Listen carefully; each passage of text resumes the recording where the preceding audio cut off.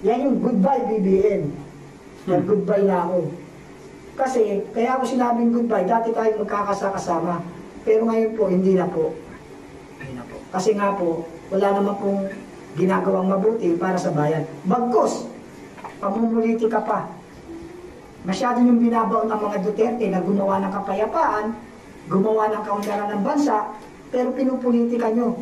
Sinisira nyo pagkatao para lamang kayo'y manatili sa pwesto. Para lang sa darating na 2020, wala na kayong kalaban kasi binasak nyo na. Pero hindi ganun katanga ang mga mamayang Pilipino. Hindi po ganun kabobo ang mga mamayang Pilipino.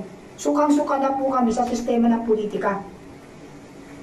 Nakakadiri po ang politika ng Pilipinas. Iilan-ilan lang po ang mga matitino dyan. So, ibig sabihin pala, itong mga vlogger na nasa kay BBM ngayon, late na